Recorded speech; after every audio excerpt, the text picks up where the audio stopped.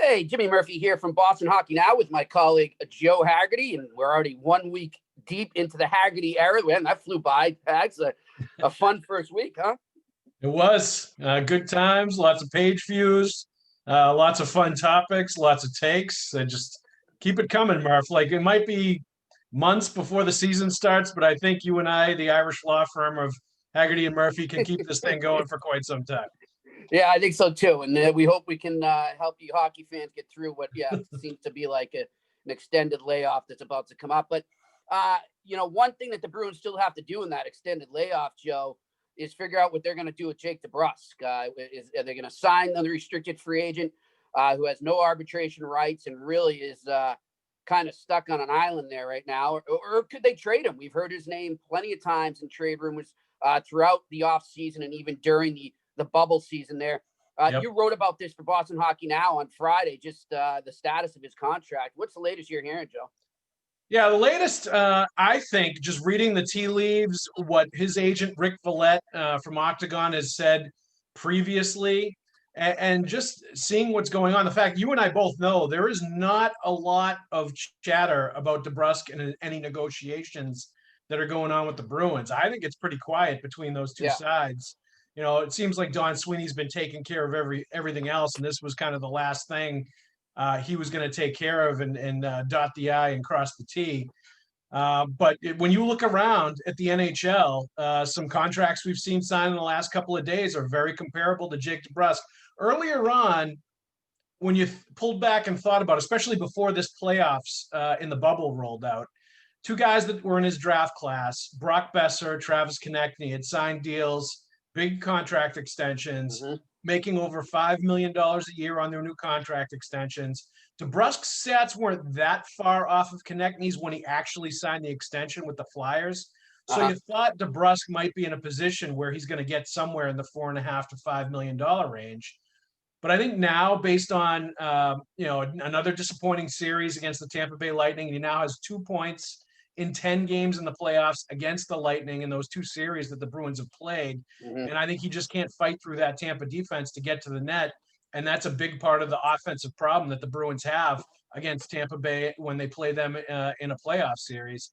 And, they rely on him for secondary scoring. So he hasn't been there as much. And maybe that's why you start to hear him a little bit in trade rumors. But based on the performance he had in the bubble, which was underwhelming during the playoffs, and based on Jake Virtanen, a similar player, a restricted free agent, signing a 2-year, $5 million deal with the Vancouver Canucks just on Thursday, and earlier this week as well, Denis Gurianov signing a 2-year, $5.1 million deal with the Dallas Stars, coming off the 20-goal season, the breakthrough season. He had with the Stars in an awesome playoff for Dallas, helping them get to the Stanley Cup final. These are much similar players in comparables to DeBrusk than Besser and Konechny are. Now, is he going to sign for $2.5 million a year like Virtanen? No, I don't think so. He's averaged 20 goals a season. He has a 27-goal campaign. I think he's going to get a little bit more than both of those players, probably around $3.5 million a year rather than $2.5 million a year. But I think that it's starting to set in exactly what he's going to make when he does sign his contract extension. It might take a little rethinking from DeBrusk and his camp that he's going to make less money now than he thought he was going to, based on the players that have signed and based just on the landscape of the NHL with the flat salary cap right now.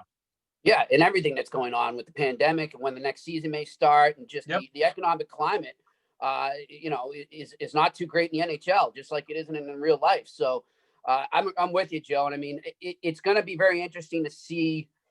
I think how many years he gets on that too. I really don't. I think he's only going to get a couple.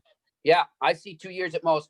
I think they're going to push hard. Obviously, they want to get more than one because of how uncertain things could be even next year. If you notice, a lot of players right now have been signing. I think that may have only got 1 year or signing 2. They're making sure they get that extra year and maybe giving up a little extra money because they don't want to be stuck in purgatory again next summer or whenever summer, fall, whenever the hell the off season is. It's just interesting to see how things are trending right now. And DeBrusk and his agent, I know they don't like it, but they have to recognize it. This isn't necessarily on the Bruins. This is a league-wide thing. No, landscape has changed. And I think that's something they have to come to grips with. And really, when you see the similar players A little bit lesser, like I said, but very much, I think, comparable in the realm of comparable players in Virtanen and Gurianov sign. That's the message to DeBrusk and his camp, that they're going to probably get less than they thought they were going to, and that's just the reality of the situation. And we're seeing player landscape changing, and we're seeing team landscape changing. Murph, I know you're hot to talk about the Chicago Blackhawks and Yeah. them basically sending that letter, New York Rangers style, out to their fans saying, we're sorry, we're going to blow things up. The Stanley Cup years are over, and we're going to have to rebuild from the bottom with young players, and kind of letting the Blackhawks fans know that they're going to be in rough shape for a couple of years as they rebuild. Certainly, they're not happy about it because they're used to the Stanley Cup dynasty team they had, just as Rangers fans weren't happy to hear about it. But it makes you wonder if at some point in the future, Bruins fans are going to be in store for that kind of letter as well. Yeah, no, I'm with you. And that's what, I've been talking about off air is just, I think that time's coming a little faster than maybe the Bruins expected. I don't know how much of what we were just previously talking about has to do with that as well. I think it is having an effect because they're going to pull back the purse strings there and they might not be able to spend as much. So the combination of that and then their aging cup core, looking at the end right now, I mean, Joe, it's no certainty. And we've been writing about this for a while. And I don't think a lot of Bruins fans or even some of the media around here want to recognize it, but there's no guarantees that Daniel Chara is coming back. I mean, this is real. This isn't like, oh, he'll end up in a Bruins jersey. You all know it. We don't have to waste. No, there's no guarantee he's coming back right now.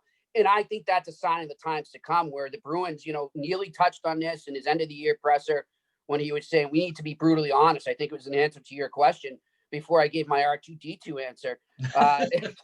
And, I think that right now, they're kind of in that, they're approaching that sort of in the middle stage. Like, okay, at what point do you say, all right, you know what, we got to take a step back for 3 years. You look at Taves and Kane right there. I mean, they took it like champs publicly, but I'm sure they're not happy internally. And you wonder, I think, if this offseason continues to go the way it's going, not that Patrice Bergeron would ever complain or, well, maybe Krejci would because he has in the past. But you wonder what some of those veterans are thinking right now. Is this us? Are we the Chicago Blackhawks next year? And I don't know if the Bruins would be decent enough to write that honest letter because it just doesn't reek me as a Jeremy Jacobs type of thing to do. Yeah. But I think they're really up against it right now. And, at first, until the way this offseason had gone, until we got into this offseason, I was kind of one of those people who was just saying, that's down the road. We don't have to worry. It's not down the road. It's here for the Boston Bruins, and they're going to have to recognize it in a big way maybe next summer. Yeah, and I said as soon as this playoff series was over against Tampa and they lost in 5 games again and weren't any closer to beating a younger Tampa Bay Lightning team, all their core guys are under 30 years old and they're not going anywhere. Obviously, Tampa has cap troubles, but, Hedman's under 30, Vasilevsky's under 30, Braden Point's under 30, Kucherov is under 30, Stamkos is 30 years old. All those, they're core guys. They're going to be dominant for a few years to come, and they're still younger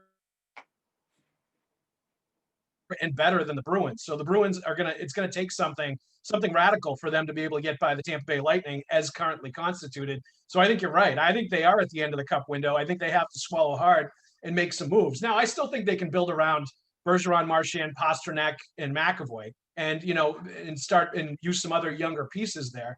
But I do think they have to make some hard decisions on some other players, and we've already seen that with Torrey Krug, potentially with Zdeno Chara.